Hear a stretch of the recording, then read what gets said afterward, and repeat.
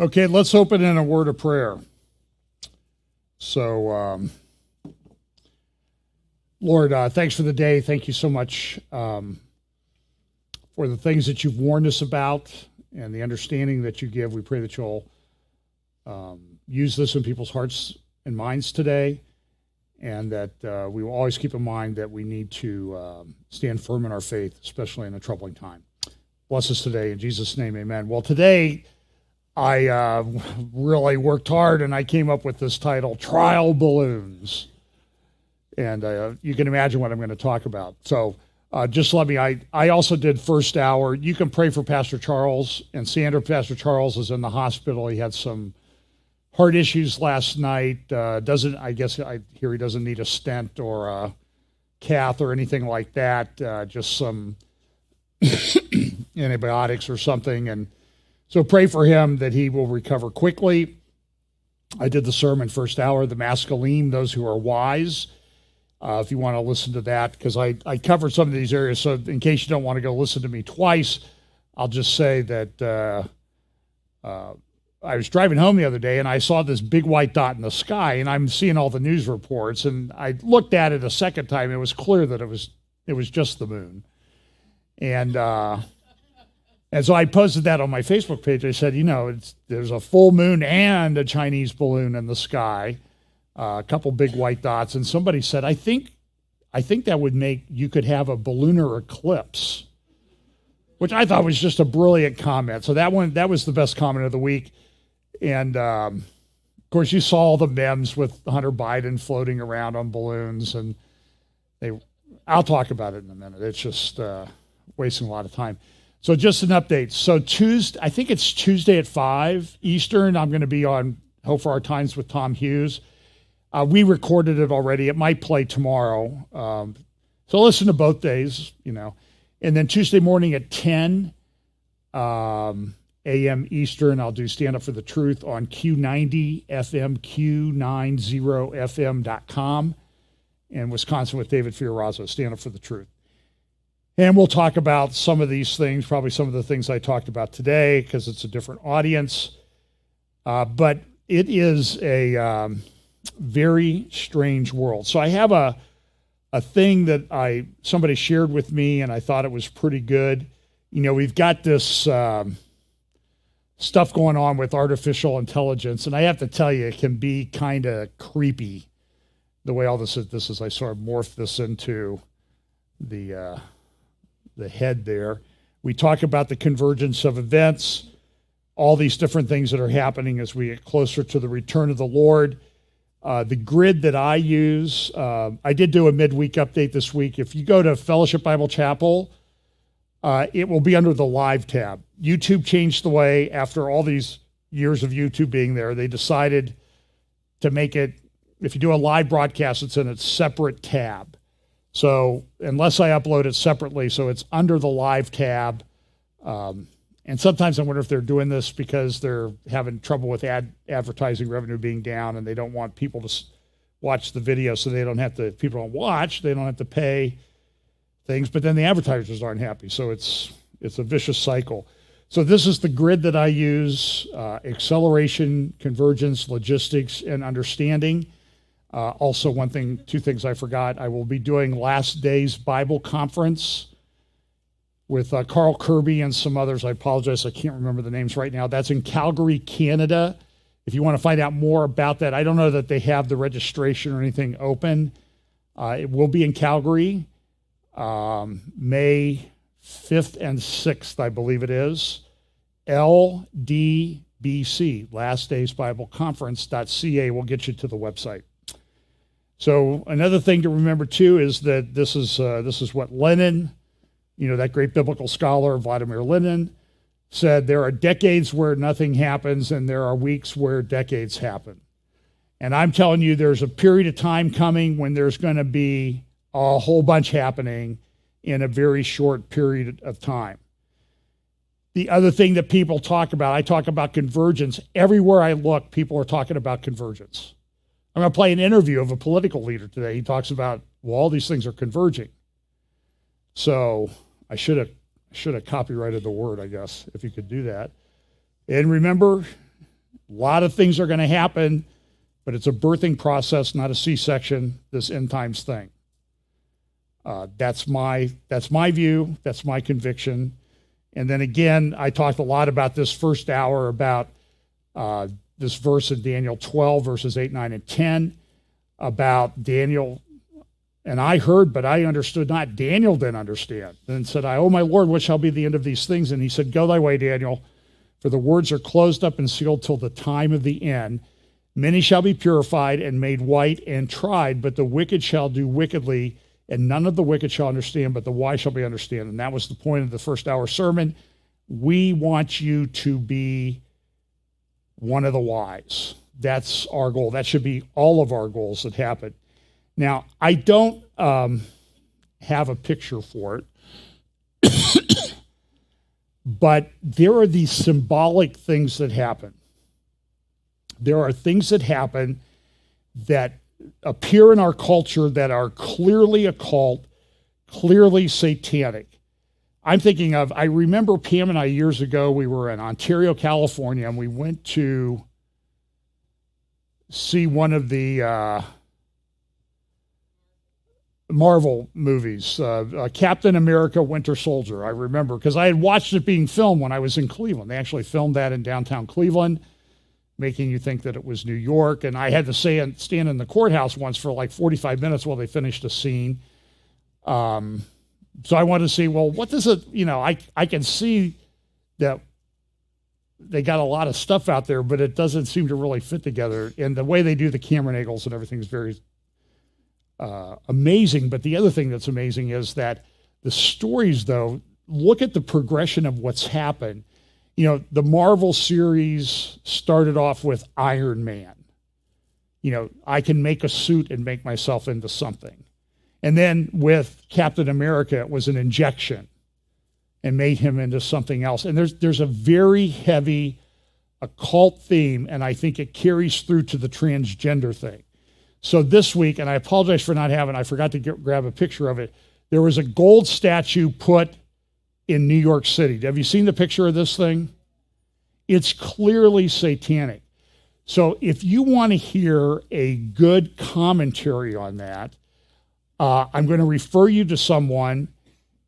And when I do that, by referring that to them, or if I happen to appear someplace with them, it does not mean that I endorse everything that they say or their view or their approach.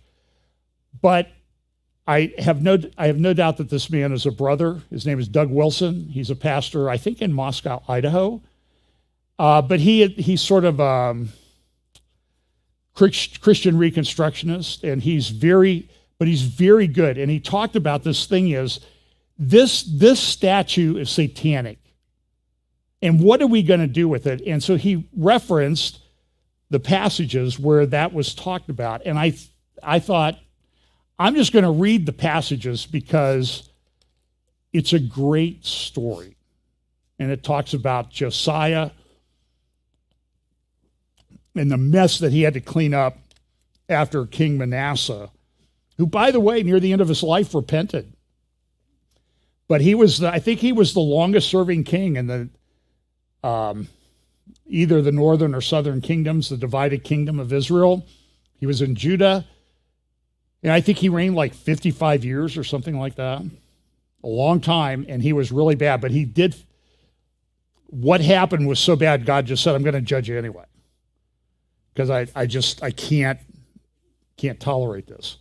So in 1 Kings chapter 11, it sort of talks a little bit about this. And the interesting thing is these passages are spread over a long period of time. So when you go to Israel, so for example, you'll go to Shiloh, and you'll see where the tabernacle stood. And then somebody will tell you, well, they put the tabernacle there after the conquest, and it was there for almost 400 years. When I was there last month, we went to Hebron, my friend Brian Schrager and I, and we walked down these old steps out to the Tel. The steps were the steps that used to go up to the city gate.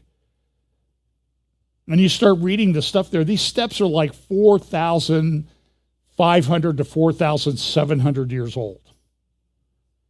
And you think, man, we don't have anything in America. I mean, we have mountains and some things that are that old, but no buildings or anything. These are probably the oldest staircase ever found in archaeological excavations anywhere.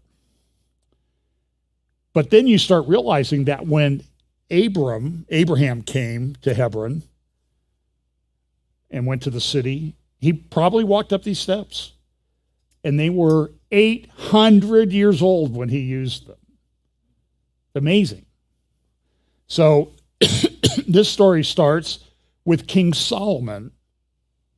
Excuse me.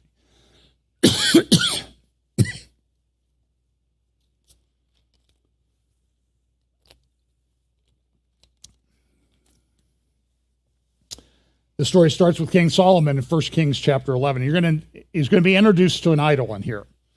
But King Solomon loved many foreign women, as well as the daughter of Pharaoh, women of the Moabites, Ammonites, Edomites, Sidonians, and Hittites, from the nations of whom the Lord had said to the children of Israel, "You shall not intermarry with them, nor they with you. Surely they will turn away your hearts after their gods." Solomon clung to these in love. And he had 700 wives, princesses, and 300 concubines, and his wives turned away his heart. For it was so when Solomon was old that his wives turned his heart to other gods, and his heart was not loyal to the Lord his God, as was the heart of his father David. For Solomon went after Ashtoreth, of the goddess of the Sidonians, and after Milcom, the abomination of the Ammonites. By the way, the pastor that had the commentary where I got this idea for these passages is Doug Wilson, and he has a YouTube channel, one of the great YouTube channel names, I think, Blog and Mayblog. I just think it's just, that's a smart guy. When you're that funny, you're smart. Solomon did evil in the sight of the Lord and did not fully follow the Lord, as did his father David. Then Solomon built a high place for Shamash, the abomination of Moab, on the hill that is east of Jerusalem, and for Molech, the abomination of the people of Ammon. And he did likewise for all his foreign wives who burned incense and sacrificed to their gods. So the name of the god was Shamash. This appears to be the representation of this statue they put up in New York. 1 Kings 11:9. So the Lord became angry with Solomon because his heart had turned from the Lord God of Israel, who had appeared to him twice and had commanded him concerning this thing, that he should not go after other gods, but he did not keep what the Lord had commanded. Therefore the Lord said to Solomon, because you have done this and have not kept my covenant and my statutes, which I have commanded you, I will surely tear the kingdom away from you and give it to your servant. Nevertheless, I will not do it in your days for the sake of your father David. I will tear it out of the hand of your son.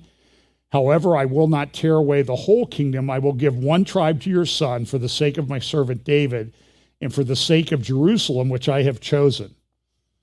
You see how much stuff you can unpack in these stories? He chose Jerusalem. You know, he showed mercy even when he was meting out punishment. Now we go to Josiah in 2 Kings chapter 23. Now the king sent to gather all the elders of Judah and Jerusalem to him. The king went up to the house of the Lord with all the men of Judah and with all the inhabitants of Jerusalem, the priests and the prophets and all the people, both small and great. And he read in their hearing the words of the book of the covenant, which had been found in the house of the Lord. They had lost track of this thing. So this is a few hundred years after Solomon, after the kingdom's divided. And then we know from the northern kingdom, I've done a teaching a number of times on Ezekiel chapter 23, the two horse sisters of Oholibah and Oholibah. And they were, one represented the northern kingdom, one represented the southern kingdom, and it likens them to prostitutes. And don't blame me for that. That's Ezekiel. You take it up with him when you see Ezekiel in the kingdom, that he used that imagery, because it shows it's exactly what happened. They were prostituting themselves with these gods of the people around them. And part of it was because they lost the book. This precious book that they had, unlike anything any other people have ever had, They did it. And look, God gave us these stories so we would have examples. So we don't do that. That says that in 1 Corinthians. 2 Kings 23, verse 3, then the king stood by a pillar and made a covenant before the Lord to follow the Lord and to keep his commandments and his testimonies and his statutes with all his heart and all his soul, to perform the words of this covenant that were written in this book. And all the people took a stand for the covenant.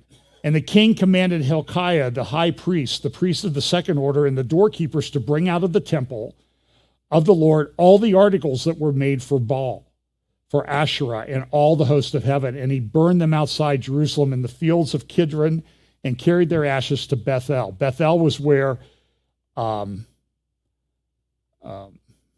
Jeroboam had set up one of the golden calves. He set one in Bethel and he set one in Dan. So people didn't have to travel too far.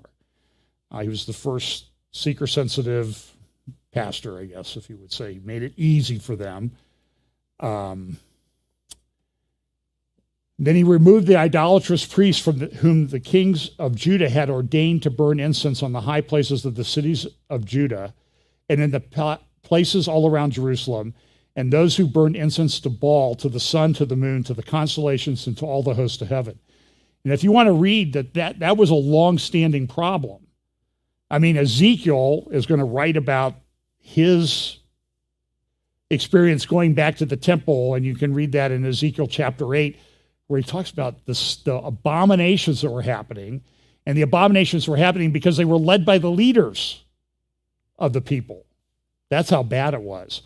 And he brought out the wooden image from the house of the Lord to the brook Kidron outside Jerusalem, burned it at the brook Kidron, and ground it to ashes, and threw its ashes on the graves of the common people.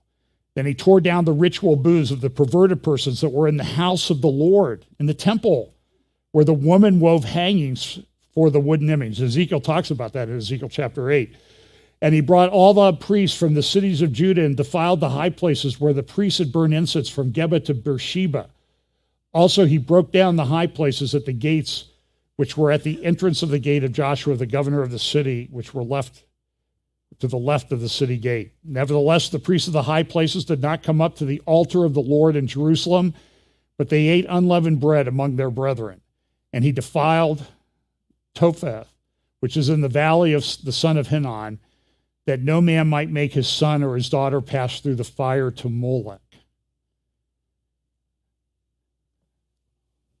What was happening then is happening. It's going to result in terrible judgment.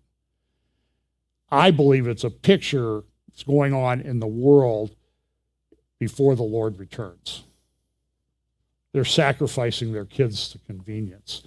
Then he removed the horses that the kings of Judah had dedicated to the sun at the entrance of the house of the Lord by the chamber of Nathan-Melech, the officer who was in the court, and he burned the chariots of the sun with fire. And if I recall correctly, they've actually discovered a seal in Jerusalem with this guy's name on it, Nathan-Melech. Then the altars which were of the roof, the upper chamber of Ahaz, which the kings of Judah had made, and the altars which Manasseh had made in the two courts of the house of the Lord, the king broke down and pulverized there and threw their dust in the brook Kidron. Then the king defiled the high places that were east of Jerusalem, which were on the south of the Mount of Corruption. If I recall correctly, south of the old city now, there's a thing. It's called the Hill of Evil Counsel. Beautiful view of the city of David and the Temple Mount. It's where the UN has its headquarters in Jerusalem. How fitting. I think God has a sense of humor on this. Which Solomon, king of Israel, had built for Ashereth, and the abomination of the Sidonians, and for Chemosh, the abomination of the Moabites, and for Milcom, the abomination of the people of Ammon. And he broke in pieces the sacred pillars and cut down the wooden images. Do you kind of get the picture that he's going through and he's getting rid of all of this junk? Because it's an abomination. And filled their places with the bones of men. Moreover, the altar that was at Bethel, and the high place which Jeroboam, the son of Nebat, who made Israel sin, had made, both that altar and the high place he broke down, and he burned the high place and crushed it to powder and burned the wooden image. So this thing had been like this false place of worship at Bethel. You can go there today. I've been there to see where it used to be. It was a holy place that he had defiled. It's where Jacob had his dream. It's where Abraham built an altar. And Jeroboam, the king of the northern kingdom, comes along and he defiles it. He erects an idol there. And Josiah turned, he saw the tombs that were on the mountain, and he sent and took the bones out of the tombs and burned them on the altar and defiled it according to the word of the Lord, which the man of God proclaimed, who proclaimed these words.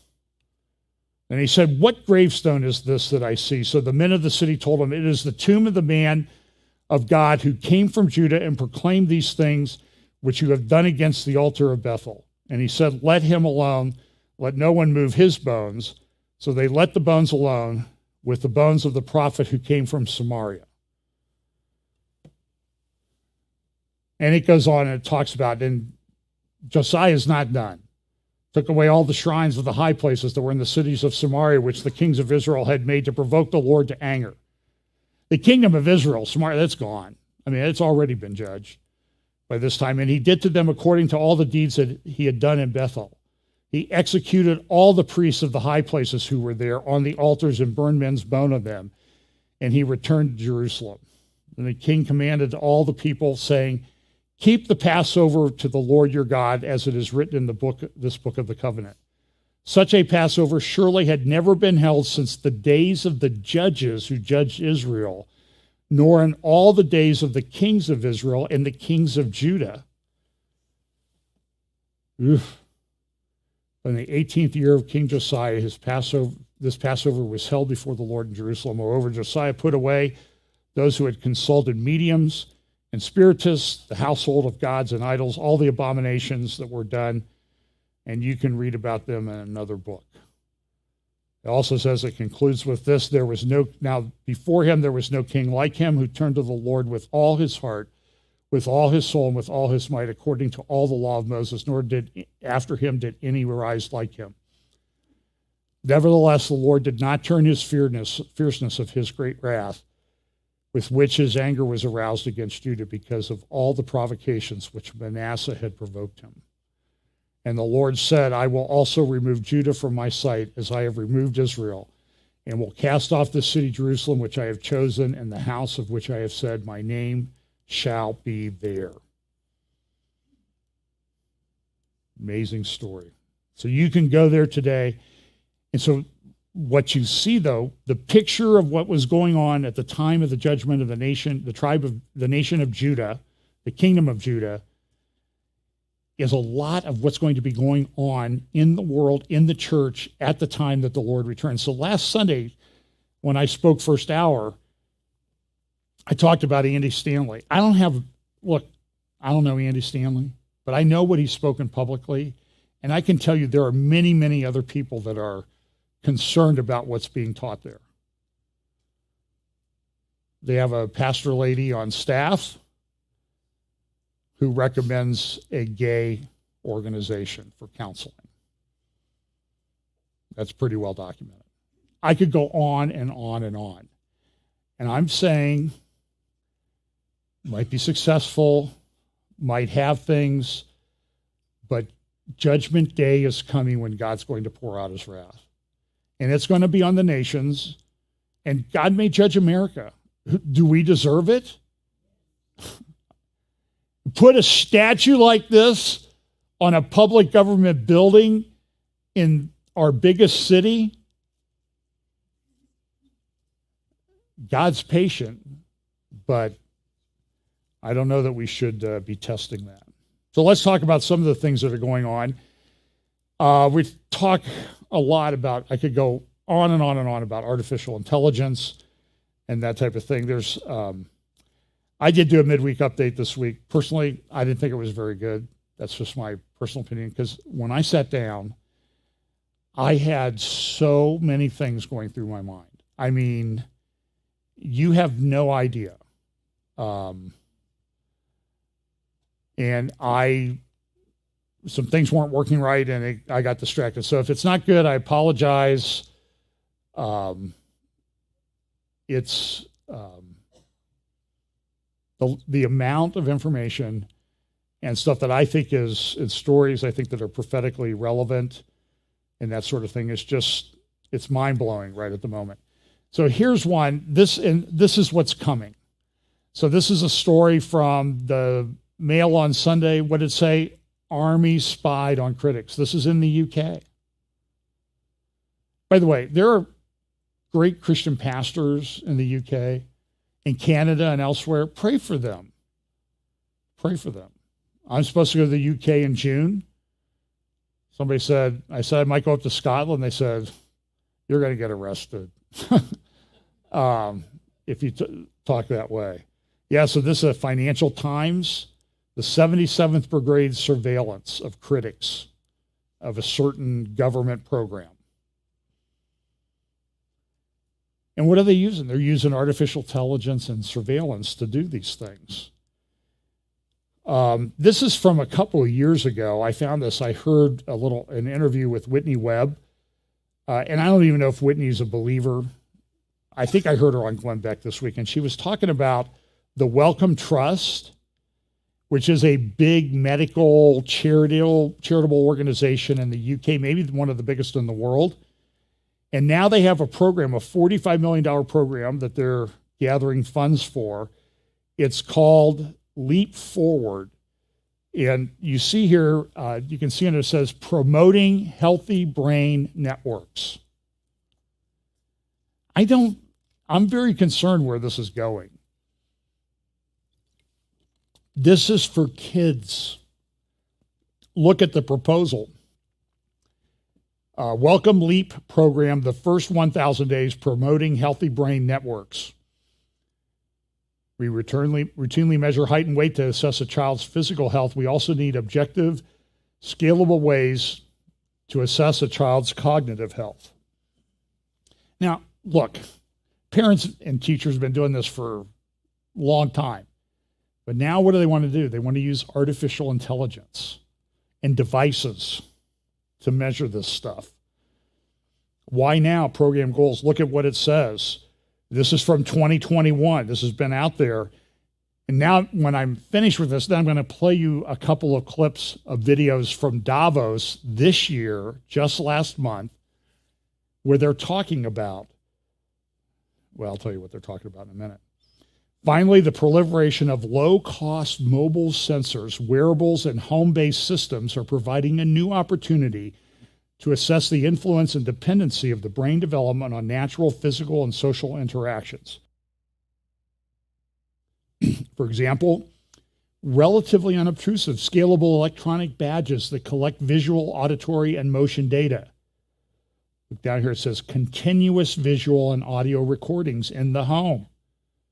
Together, these advances suggest we are at an inflection point. I will say so. This is a graphic that's from Joe Allen's JoBot XYZ Singularity Weekly.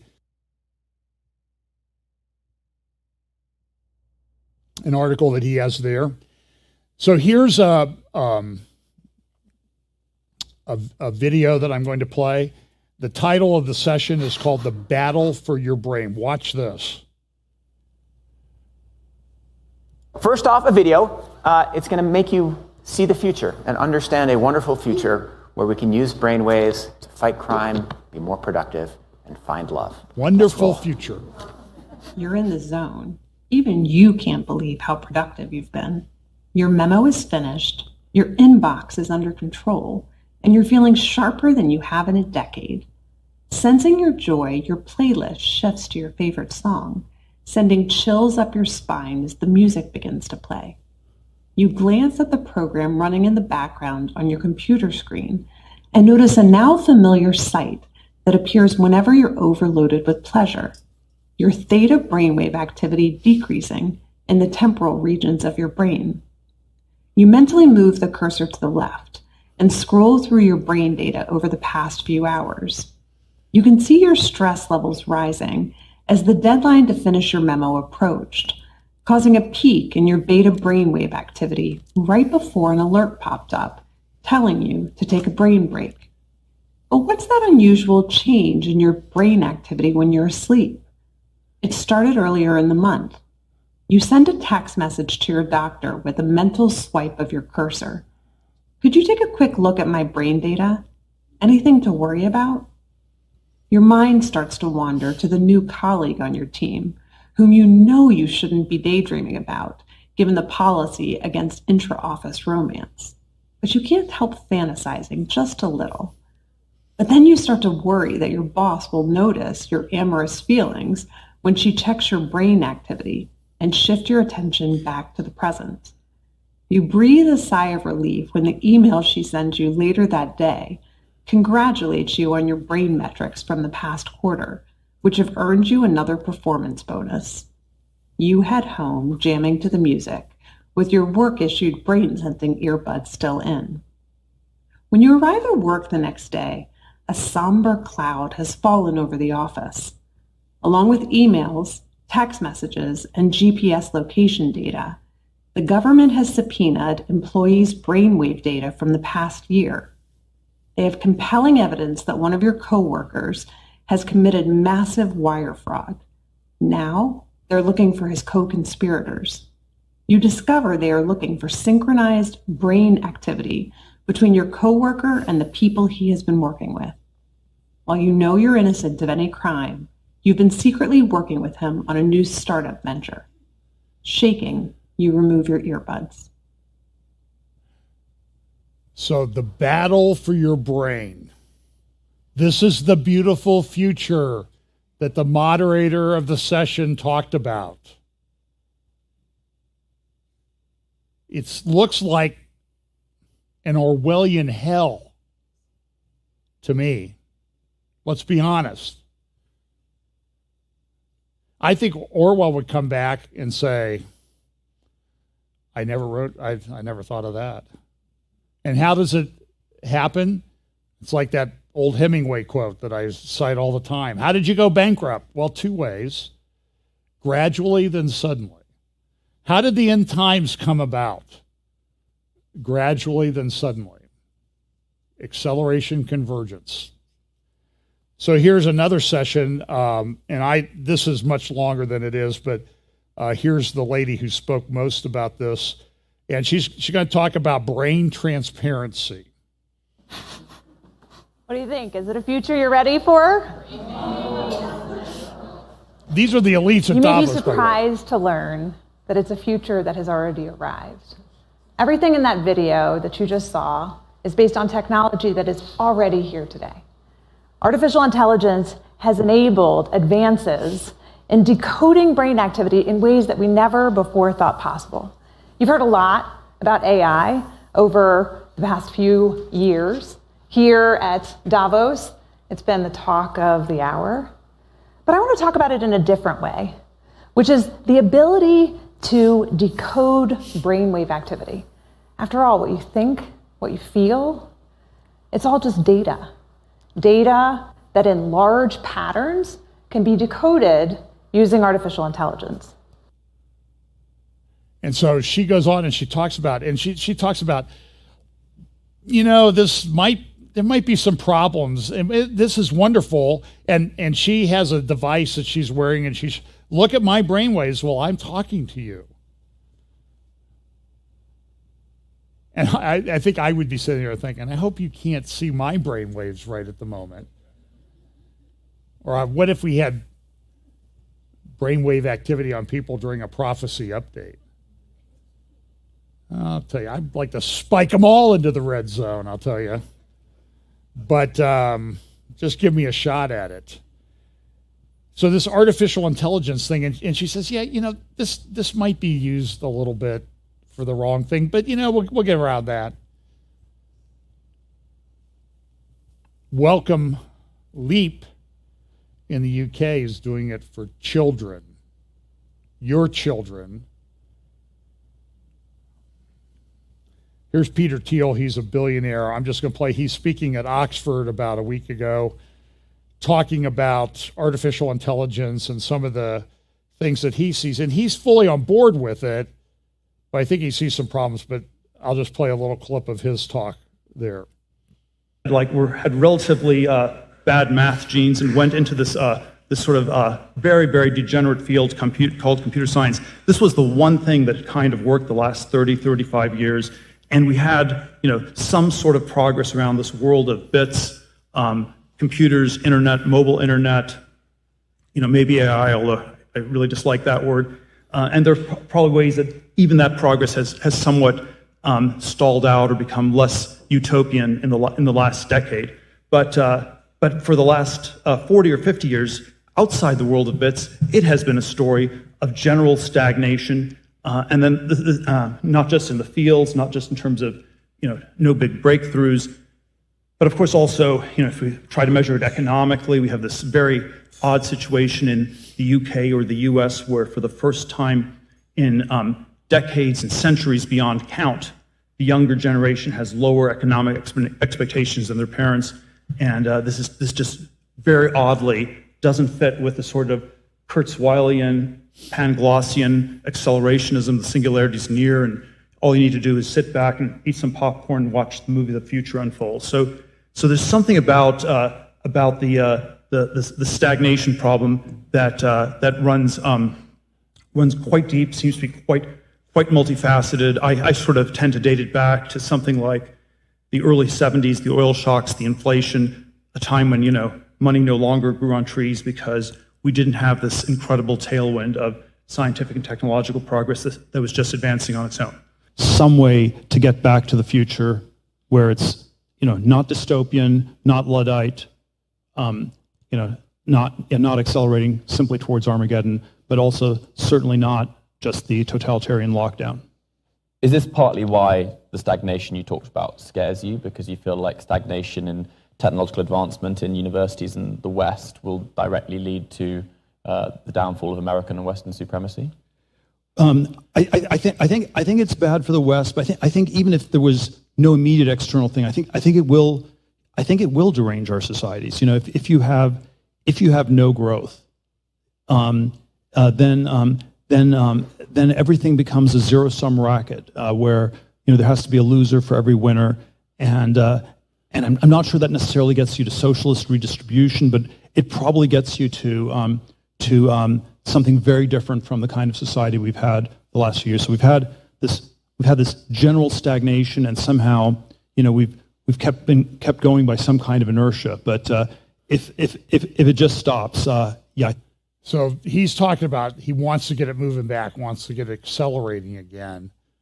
And he acknowledges in this talk, there's some problems, but this is what's going to happen. It's unstoppable.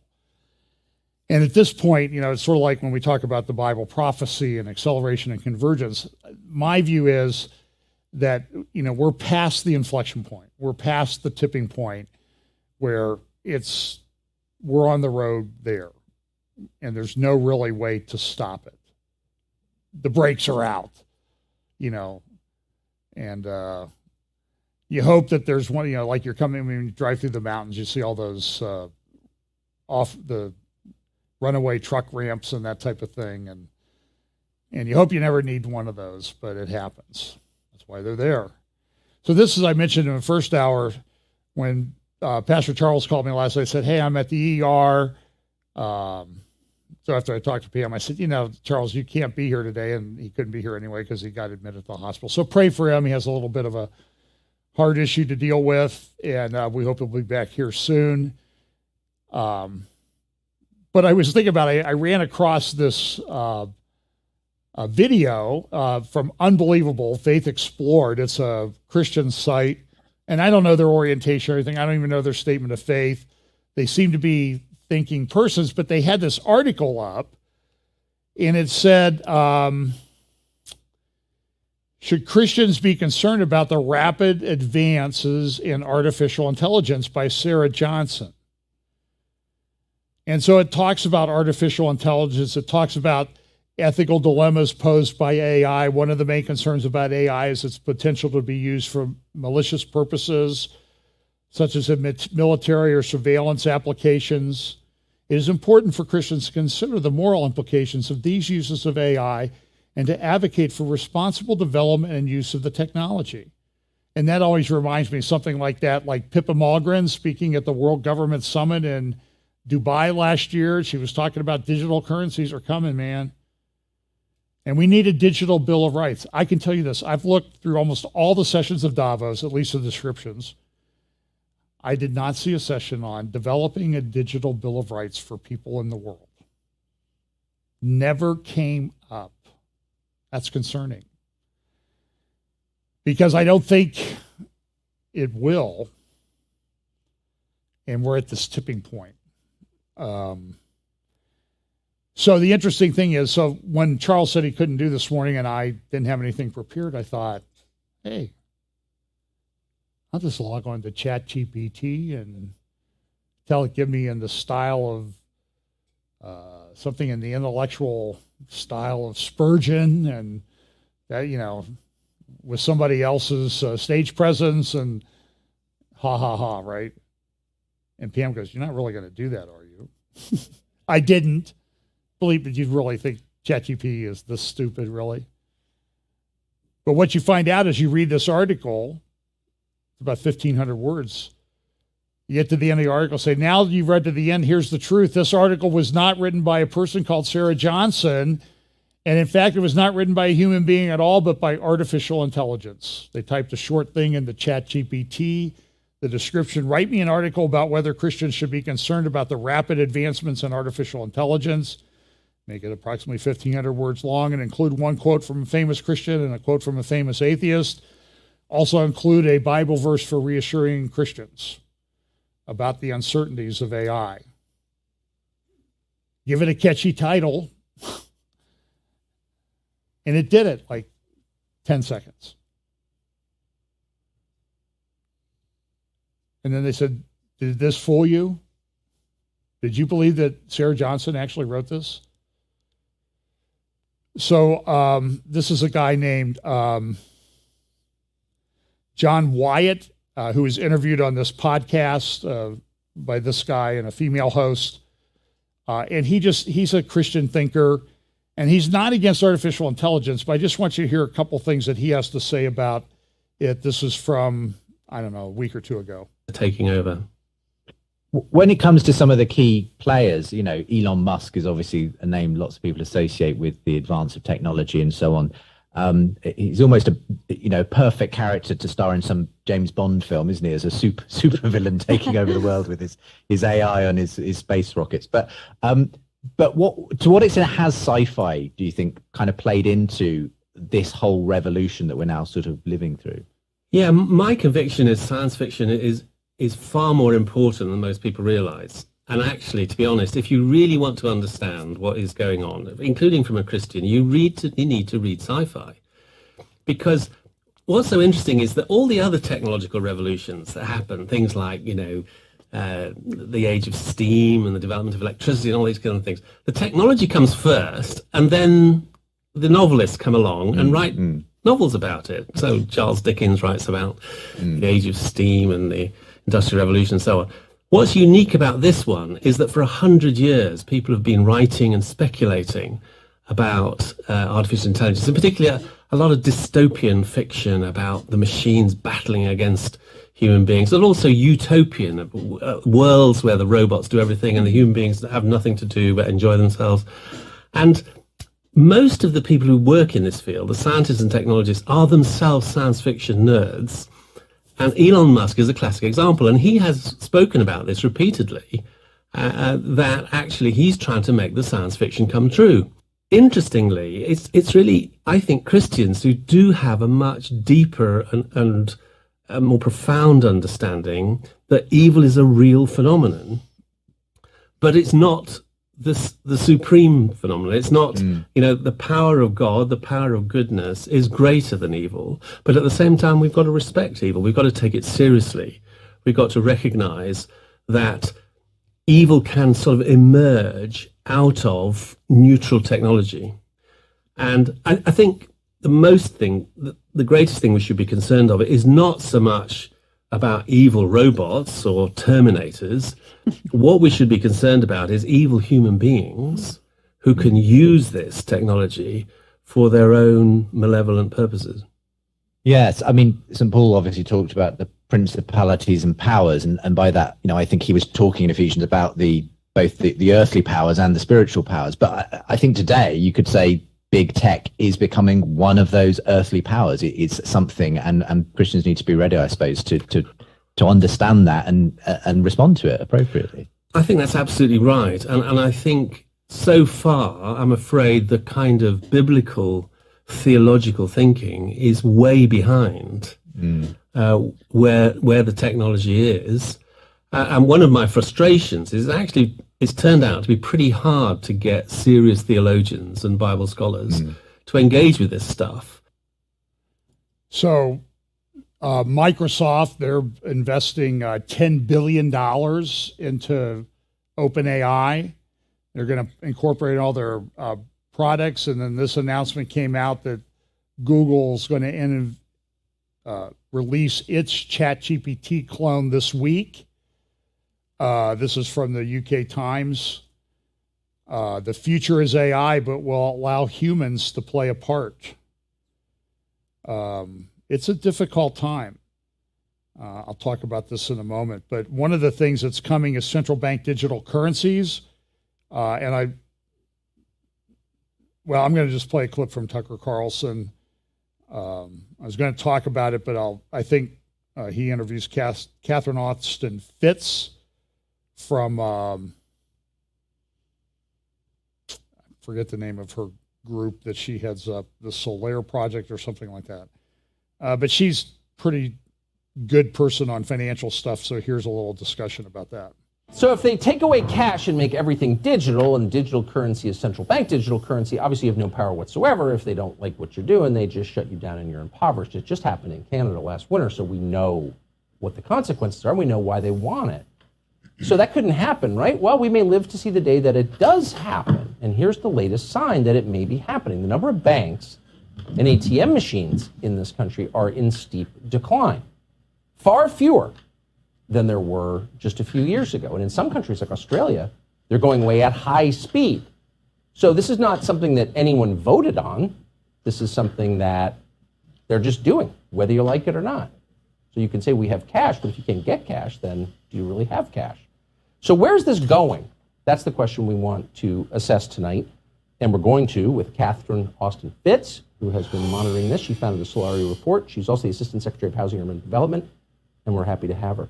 Catherine, thanks for coming on. So I think if you put this up to a vote nationally, most people would say, no, I may not use cash, but I'd like to have cash, because if there's no cash, then I have no control over my life.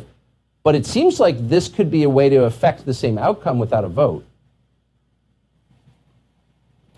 So, Tucker, the one of the bedrocks of freedom is freedom to do financial transactions, including privately, or freedom to do where you want to do and wherever you want to do. And unfortunately, as the financial system has become more and more digital, you see more and more not only invasive surveillance, but more and more controls. You referred to Canada, perfect example. And the reality, as the financial system gets more controlling and more invasive, it's a little bit like bringing up a corral around us. And CBDCs, central bank digital currencies, and vaccine passports or digital IDs are sort of the last shutting of the gate. It's hard for many people to imagine the risks here because we're so used to living with financial transaction freedom. And we don't understand that when this gate closes on us, we literally will be sitting in a system where the central banks believe that our assets belong to them and they can dictate where we can spend money and what we can spend money on. The important thing to understand is central bank digital currencies are not currencies. It's a financial transaction control grid, and it gives the ability for the central bankers, and they've said this publicly, the ability to not only set the rules centrally, but enforce the rules centrally. If you don't behave, you can have your money turned off. You know, you keep hearing people on television say cash is for criminals. Why would you need cash if you're not doing something bad? Why are so few financial journalists pointing out that actually if cash goes away, so does any power you might have had over your own life? Well, I find a lot more journalists are beginning to understand and are beginning to not only write about this and talk about this, but do documentaries. We just had a new documentary done here out of the Netherlands called State of Control, which does a great job of explaining the invasive nature of this control grid. I think it's very hard for people who've grown up and enjoyed Western liberty and human liberty to imagine literally that we're going into a system where literally our homes, our cars, our communities become digital concentration camps.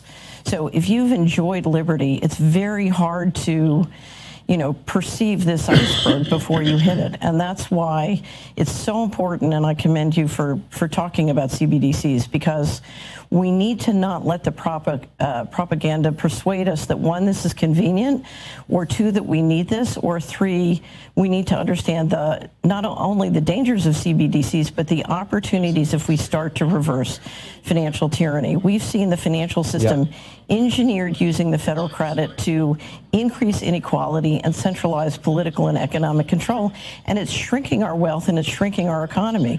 We have debt growing and central control growing much faster than the GDP. That can be reversed. So the opportunity of rejecting financial tyranny and financial transaction control is so important. And all over the United States, there are great state legislatures working on legislation and passing legislation to protect our right to use cash, increasingly talking about state bullion depositories, state sovereign banks. There are many people doing this, and if you look at what they're doing, when it succeeds, it can really reinvigorate our economy. And so don't forget the opportunity of rejecting this. So one of the areas that they want to control is in the power grids. This is a very interesting article at City Journal in their winter issue called "The State's Power Down, Ambitious Renewables Mandates by Local Governments Are Eroding the Electric Grid's Reliability with Alarming Consequences." Look at one of the quotes from here. Even as these delays worsen, they talk about the fact they're not building energy plants. Oh, they're building all this solar stuff, but a lot of the solar things and wind things, they're just not happening. And they don't have 24/7 power, and you need 24/7 power because you want to know when you turn on the light that the light goes on because there's electricity. But if the wind's not blowing and the sun's not shining, you got a problem. And batteries aren't going to solve it. There's not enough battery capacity in the world to solve it. So even as these delays worsen, the article says the energy plants that supply America with most of its current power, especially fossil fuel and nuclear generators, are closing faster than anticipated. As states passed green energy mandates, utilities move rapidly to shut some traditional plants because of perceived regulatory hostility. Energy firms feared that the long-term investment needed to maintain generators would mean big losses if regulators forced their closure before the cost could be recouped. This rapid decommissioning, together with the strain on worldwide energy supplies from the Ukraine war, is already hurting American consumers. I was listening to somebody that lived in California. They used to have a $125 gas bill. They got their gas bill last year with $125. They got the same gas bill this year, $500. 1 month. It's happening all over the place. They're burning more fossil fuels, wood and coal and stuff in England. It's like they did in the times of Dickens. Remember those kind of not so great novels? I didn't like those. Today, climate radicals publish kids' books depicting an apocalyptic future if humanity doesn't decarbonize rapidly, but consumers face a more imminent crisis. The power grid is one of humanity's greatest achievements, helping to boost prosperity and cut mortality rates. Now those benefits are at risk. It is. We also have this water problem, and this is, I haven't had time to go into the food issues that I still think are coming.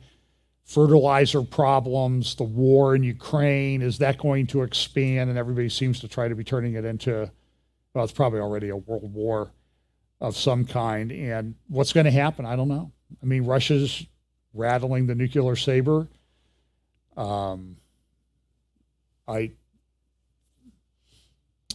I personally don't look. As soon as I said something negative about Russia, I get this, "Oh, you're pro-Ukrainian." I'm like, no, I'm not really in favor of either side in this, including our politicians. The one thing I know about Putin, I've studied him quite a bit, is that the thing you can trust is that you probably can't trust him. to do what he says, that he's going to do what he says. On the good side, there's a check in my spirit about it, and it could be very bad for the United States. So you need to prepare. But this is another one, Colorado River. This is from the Financial Times, talking about the fact that they have this compact to use the Colorado River water. On the west side of Phoenix, there's a town called Buckeye, and they're talking about building hundreds of thousands of homes out there. And now they're like, we don't know if we can build them because we don't have water. And so they were supposed to meet and come up to an agreement, Colorado, New Mexico, Utah, Arizona, Nevada, and California, and I think Wyoming. And they said, guess what? We haven't agreed on anything. So now there's water wars literally starting in the United States. So at Davos, I have 4 clips. I'm going to exercise mercy and only play one. This was a big deal at Davos, though. Here's Anthony Guterres, and you can imagine what he's talking about. We need cooperation, yet we face fragmentation. And I'm not here to sugarcoat the scale of that challenge or the sorry state of our world.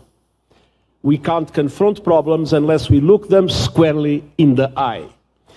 And we are looking into the eye of a Category 5 hurricane. Our world is plagued by a perfect storm on a number of fronts. Start with the short term, a global economic crisis. The outlook, as we all know, is bleak. Many parts of the world face recession, and the entire world faces a slowdown. And we see deepening inequalities and the rapidly unfolding cost of living crisis affecting women and girls the most. Supply chain disruptions and an energy crunch, soaring prices, rising interest rates along with inflation, and debt levels pounding vulnerable countries. Add to all of that the lingering effects of the pandemic. COVID-19 is still straining economies, with the world's failure to prepare for future pandemics. That failure is straining our credulity. Well, we'll just leave it at that for now.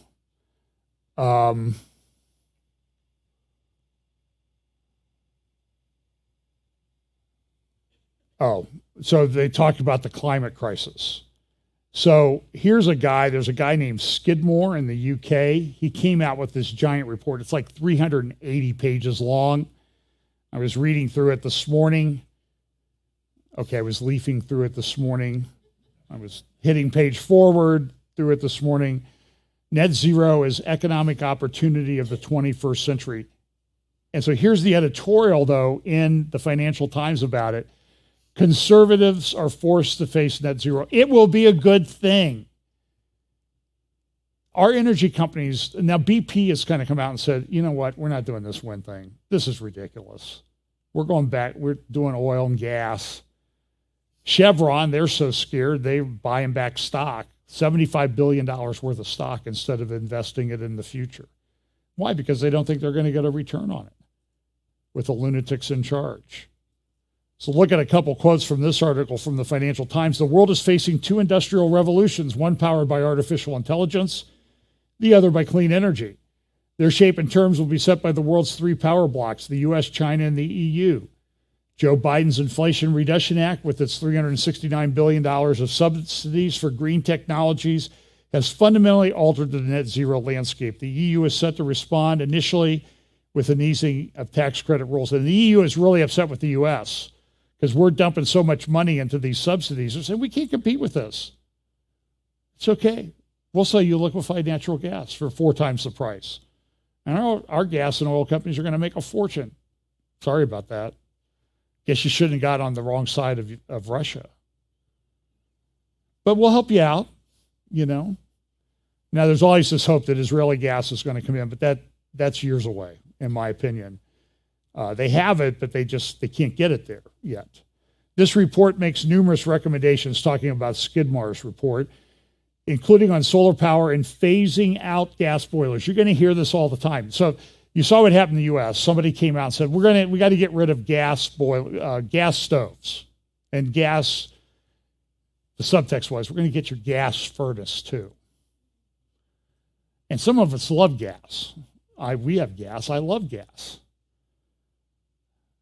And now the Department of Energy, so we're not really doing that. We're just talking about it. Well, now the Department of Energy is coming out with actual regulations to do it. You know how the one thing is it's trial balloons. They float this idea out there. Everybody reacts to it. We'll stop it. And here comes the other group in to do their mission. So here's this Mission Zero review, and they talk about how, the costs are going to go down, and, solar and wind are going to come up, and everything's going to be wonderful. One guy who is evaluating this, the guy who wrote this particular article at Carbon Brief, he said, new net zero review by Skidmore finds they're going to save 400 to 6,000 pounds cumulatively by 2050. Utopia is coming. Why? Because electric vehicles are cheaper to run. But I was reading the Epic Times, and they had a big article, probably Thursday or Friday, saying, they're kind of evaluating how much it costs to operate a gas vehicle and how much it costs to operate a electric vehicle now that, utility bills are going up. And it's really costing a lot more to have the electric vehicle. Oops. That's okay. You're not going to own it anyway. We'll rent it to you. So they have all these charts in here about extraction of clean energy, but you'll see that a lot of it comes from China. Cobalt, look at how much of cobalt, third line down, comes from Congo. Go read an article about what they do to the children in the mines in Congo so you can have your battery. It's pretty shocking. It's pretty shocking. And they talk about wind's going to be great. And then look at this, the growth. Okay, so if you want to see a exponential curve, so we have logarithmic graphs, they kind of go up gradually in sort of same units. Exponential is when it just boom. Local authority, climate emergency declarations, and climate action plan. Proportion of councils who have declared a climate emergency. In the UK, almost 90%. From 0% in 2017. Who's winning the argument? So they're talking about 20-minute cities, then 15, then 10, and NEOM. I'll have an update on that soon. That's a 5-minute city. Well, you don't need to go anywhere. Yeah, look, the walls on each side of you, they're 1,500 feet high. Where are you going to go anyway? And you go outside, and the city reflects the landscape, so you can't even see the city anyway. It's invisible. So just stay here. We'll take care of you. What's to worry? The grocery store is 5 minutes away. And they have all, the plant-based and manufactured grown food, meat that you want. My friend Seth Fransman said in Jerusalem at dinner that says, I don't know why we talk about plant-based meats. Why don't we talk about meat-based plants? That plant, they're not growing apples, they're growing steaks. I like the way he thinks. This is an interesting article, Ukraine 2030. There again is that 2030. The Doctrine of Sustainable Development. This is a big publication about how they're going to do it. And then I found this video. I just want you to watch this video. It's a couple minutes long about Ukraine 2030. I tried to play this the other night, but I couldn't hear the sound, so I shut it down. Громадяни України, сьогодні вранці президент Путін оголосив проведення спеціальної військової операції на Донбасі. Росія здійснила удари по нашій військовій інфраструктурі. Let's look 8 years ahead. 2030. The history of the new Ukraine is studied all over the globe. Why? Because Ukraine became the most digital and convenient country in the world. Scripts have replaced bureaucrats. 500,000 former public servants are successfully integrated in the new economy. No more red tape, but paperless. No more banknotes, but cashless. Yes, we became the first country to abandon paper money. Ukraine now has the best tax system for the IT industry and the most affordable e-residency. Thanks to Ukrainian engineers and programmers, the R&D centers of the world's top technology companies operate successfully, and Ukraine ranks first in the world by the number of startups per capita. Ukrainian courts are guided by artificial intelligence, and all notarial acts take place online. Ukrainian customs is fully automatic and the fastest in the world. Customs clearance and car registration can now be done in 3 clicks from your smartphone. Because of war and internal migration, we have built the most flexible and modern digital education. Brave military and civilians get quality treatment with modern remote monitoring and e-health systems. Ukraine also has the most effective cyber defense in the world. After the horrors of 2022, Ukraine focused on security systems. Now every production facility has its air defense system, and the sleep of Ukrainians is protected by an ultra-modern Iron Dome. The Ukrainian government is digital, more like an IT company in terms of the efficiency of implementing decisions, and one can register a land plot, start construction, open a business or get a license, and register a car or real estate from a smartphone, automatically, in 1 click. Ukraine is the freest and digital. This is all because international partners and the world's leading technology companies supported the Digital for Freedom initiative and united to help Ukraine recover through digitalization. Building a new Ukraine together, free and the fastest, brave and digital. Okay, so maybe there's more going on there than we know about. Do you think? Somebody put that together. It sounds like somebody's planning on making some money off of this. So back to this article. Now, I already said that. Yes. So this is kind of an interesting story. This kind of shows the lawless nature of our country. So for months, for 2 years, that's not his laptop. It's made up. It's Russian information. They made up all those thousands of emails and all the headers and digital information. Give me a break. So now what are they doing? They're going after people in court saying they misused Hunter Biden's information. So now it is his laptop. This is corruption on an epic scale. I saw an interview with John Eastman, they're trying to disbar him over J6. Unbelievable stuff. So they say it's not his. Now it is his, but the people that looked at it, they should be put in jail.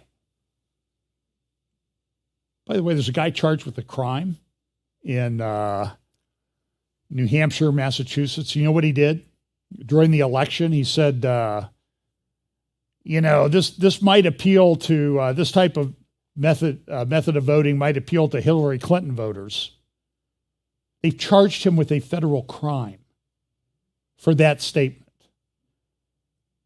because, he's interfering with their civil rights. Oh, really? Like Jack Phillips, who's under stress again, the baker out in Colorado, who we met a couple of years ago. Great guy. So I'll just mention a little bit about this. Pop this balloon on the Post and tracking it. And now, it's not really a balloon. It's a false flag. It's not Chinese. China says it is, but it's really not. Tony Blinken was supposed to go to China. He called it off. Here's a little video graphic that Fox News did in an interview with a statement by a general about it. Like, well, why didn't you shoot this thing down? Just get a big pen and pop it. Russian spy balloon spotted offshore. Entire U.S. Air Force mobilized. Balloon reduced to vapor in seconds. So no, there would not be a lot of debate about what to do about a Russian spy balloon. We'd kill it instantly, as you would any hostile foreign intrusion. And did they? Well, it was around up there for like a week. So they finally got it. Here's a general who's had some comments to make about it. That's why I looked at it. I thought, is that the balloon or is that the moon? And it was a full moon this week. So, let's see.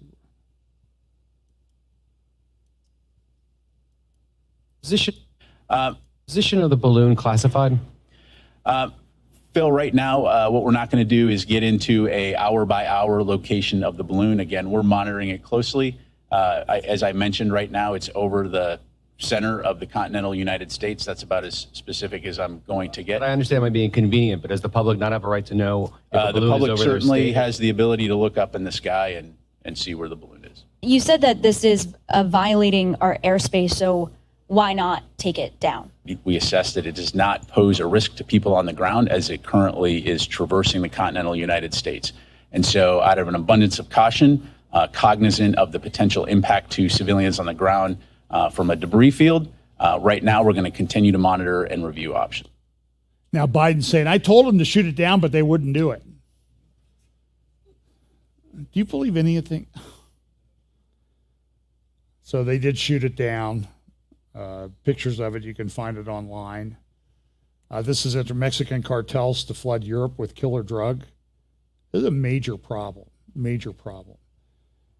Let's see. I already talked about that. Israel's been attacking Iranian installations, including they bombed some supply trucks on the border. In Israel, so I'll talk about this just a little bit. They've had this big controversy over judicial reforms. It's not too dissimilar from concerns that conservatives have had about the direction the courts were going here. Of course, now that the Supreme Court said, well, that's really not in the Constitution, we're going to overturn Roe. Oh, the Supreme Court's an activist court. They're an activist, they always accuse you of being what they are, and they don't like it because the rulings go against them. Not doing what's right, it's power wins. That's the way that it goes. So in Israel, it's been a concern for 30 years, the direction of the courts. Personally, I think they're out of control, so the coalition has tried to put in some things about overturning them. They removed this guy named Derry, who was from the Shas party, and the court ruled 10-1. Well, it's in his plea agreement when he pled guilty to tax charges that he wouldn't run from office. Netanyahu, he came out and he said, there was one protester who threatened to murder him. Ziv Raz, he was a Israeli Air Force pilot. If a prime minister rises and assumes dictatorial powers, he is a dead man. It's that simple. Now, not everybody that opposes the law wants, I'm just telling you, it's very tense. It's splitting the society apart. Now the Attorney General of Israel has come out and said Benjamin Netanyahu cannot participate in anything regarding legislation to reform the judiciary because he's been charged with a crime. And when you look at it, this makes no sense to me. Well, the case is going to take, I talked to somebody in Israel about it, 5 years. 5 years? You're kidding me. Yeah, 5 years. That's the trial part. Off and on, off and on, off and on. And what's it done? It's to stop him from governing. That's my personal opinion. And so here's, and you see this is Times of Israel, probe open, ahead of weekend rallies, Attorney General, judicial overhaul plan would give government unrestrained power. The unrestrained power essentially says, look, if the Supreme Court acts what the legislature thinks is outside its parameters, they can do a majority vote and overturn the decision. They don't have a constitution in Israel. So Netanyahu goes, listen, he says, listen, we have great economic things going on here. JP Morgan, they love it here. He went and met with Macron. Macron brings it up. Judicial overhaul is a move away from democracy. And so Netanyahu is touting the economic benefits. And guess what happens? Hey, JP Morgan is happy with Israel. Oh, really? JP Morgan issued a warning about Israel judicial reforms. There's a playbook that's in place, my friends. If you're perceived as conservative, and conservatives aren't perfect. They overreach, and I think people in this coalition might want to overreach. But there's a thing called the ballot box. And they're saying, well, the judiciary can just make it up. So here's an interview that Jake Tapper, the brilliant legal mind at CNN, did with Benjamin Netanyahu. Now, listen, I know people, my friends in Israel, a lot of them did not like Netanyahu, but I want, everybody's hearing about, this law is bad, it's a threat to democracy. So here's Netanyahu talking. I want you to listen to how Jake Tapper asks his questions about American law and American courts. And it will only tell you that whatever seven-figure amount Jake Tapper makes seems to be the going price for a moron on TV. Here we go. Because we are now in a period, President Biden likes to say, I think you do as well, of a challenge of democracy versus autocracy. And you saw over the weekend, massive protests throughout Israel over your new judicial reform plan that would allow the Israeli parliament, the Knesset, to override a Supreme Court decision with a simple majority vote. In 2017, though, just 5 years ago, you touted the importance of a strong, independent, honest, and impartial court. Your own former defense minister, Moshe Ya'alon, tweeted that this proposal, your proposal, would, quote, burn down the country and its values. What's your response? Well, first of all, I haven't changed my view. I think we need a strong, independent judiciary. But an independent judiciary doesn't mean an unbridled judiciary, which is what has happened here. I mean, over the last 25 years, we come from, I spent some years in Philadelphia. You grew up there, okay? There's this place called Independence Hall, and these brilliant people met there, and they said, in order to secure freedom and democracy, you need the balance between three branches of government, okay? In Israel, that balance has been thrown askew.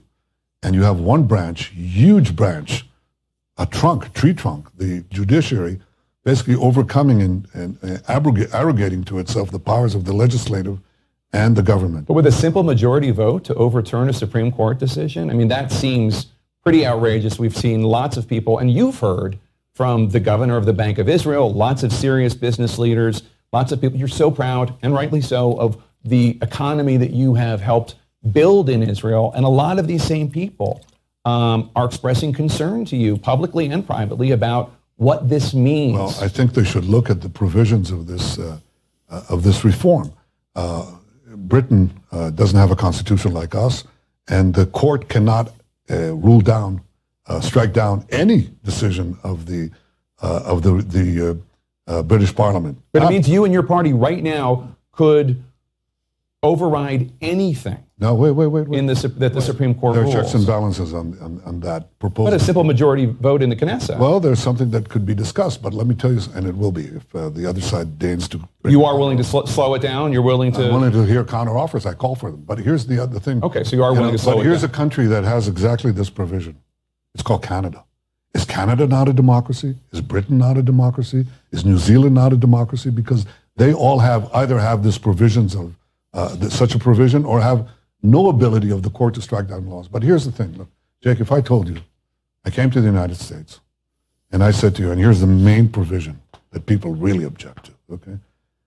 If I came to you and I said, look,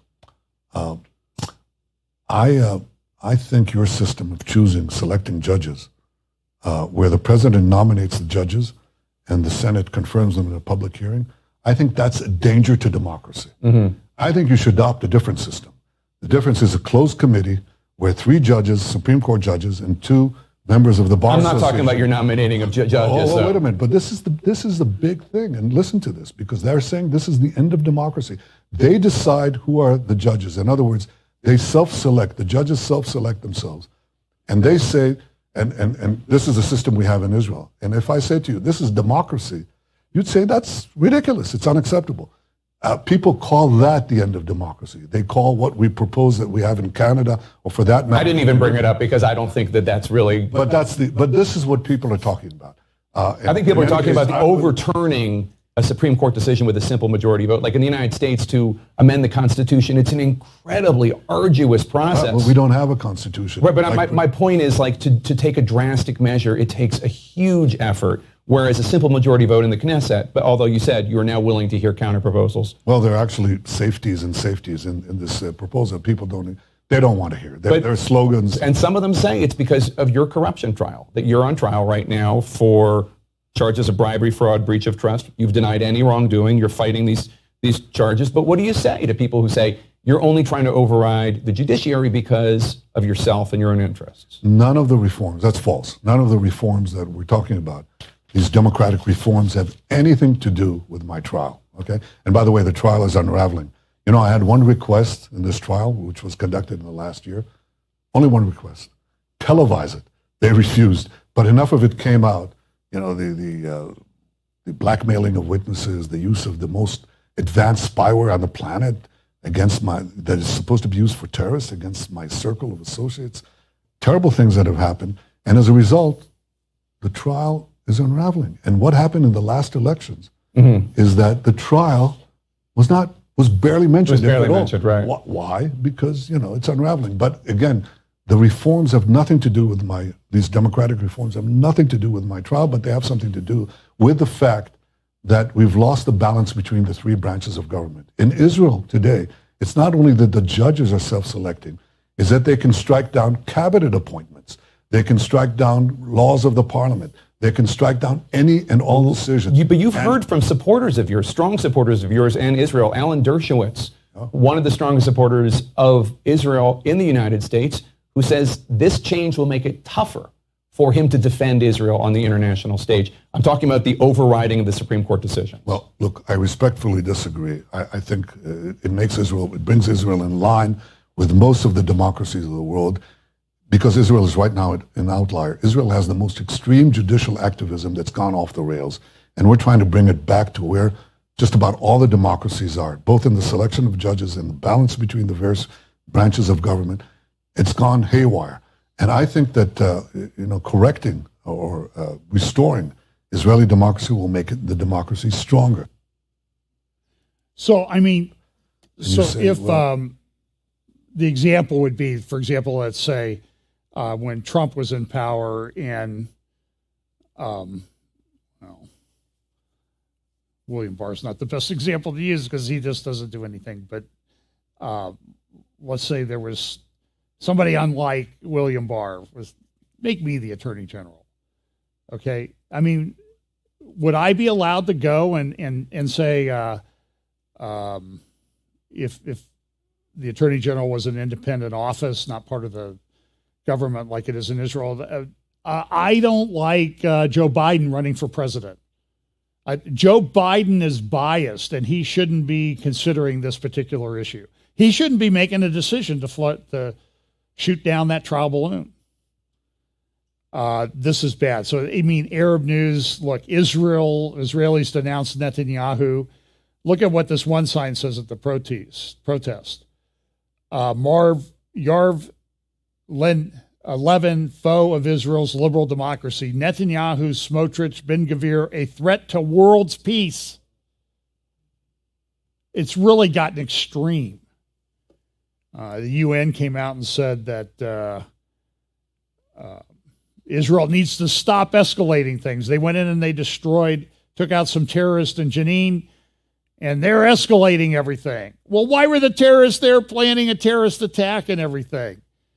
Rather than doubling down, this is what the UN guy said, rather than doubling down on failed approaches of violence and coercion that have singularly failed in the past, I urge everyone involved to step out of the illogic of escalation that has only ended in dead bodies, shattered lives, and utter despair. Does he mention anything about the guy who went in and shot dead 7 people in the synagogue on Shabbat? Or the 2 people shot outside the city of David the next day? This is what happens in the UN. And so everybody's getting involved. You know, this thing, Financial Times, Atlantic Council, Netanyahu's coalition isn't built to last. Expect high sparks. But then you look at this, like how China dealt a knockout blow to its opponents in Hong Kong. They kind of work through the courts to oppress people. Jesus said in the end times that that's where we would see things coming from. And here's the New York Times opinion page today, a crusade to place church over state, talking about a case before the U.S. Supreme Court. And Jake Taprak's like, well, the Supreme Court makes a decision. It's part of the Constitution. No, it's not, Jake. Where did you learn that? And you can see, well, I don't want to talk about that. Well, I don't want to talk about something I'm not prepared to get. It's not on my talking points list. Mr. Netanyahu, Mr. Prime Minister, please don't go there. Please, I'll look silly. Well, mission accomplished. Colorado appeals court rules against Baker in case over gender transition cake.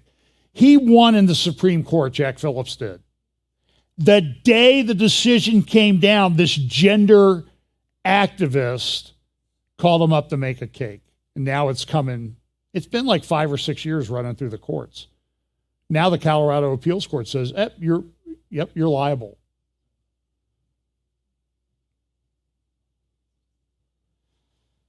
So, and then these you see these type of headlines. Far right kindles West Bank fears as settlers sense their moment. And so what you see, there's a template. They've applied it to people they're opposed to the current regime here in the United States. They're doing the same thing in Israel. They're running the playbook. They're doing it in other countries. At the same time this is going on, I will discuss this in a later update. Iran and Russia and Turkey are all getting together, and they're talking about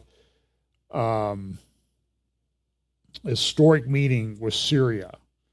And Turkey's becoming a big problem. In fact, Erdogan this week was talking about, Turkey, we need trilateral meetings as Russia, Turkey, Syria. We can even add Iran to it. Let Iran join as well. Well, seems like it kind of fits some scenarios that we talk a lot about. So,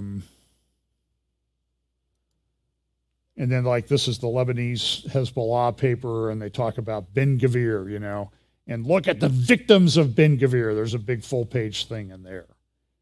It's all his fault. And it's, they love the turmoil in Israel up there. So anyway, that'll be it. Again, Tuesday I'll be on Stand Up for the Truth at 10 a.m. Eastern. Also, either Monday or Tuesday, 5 p.m. Eastern. An interview I did with Tom Hughes at Hope for Our Times. And I think the 14th I'm doing Serpents and Doves with Pablo, my friend Pablo. And I think next Sunday I also do something, 2 weeks from today, the Goslings on Sunday afternoon. But they usually put those up a week later. So anyway, a lot of stuff going on in the world. A lot of it very troubling and concerning. I think we're past the tipping point.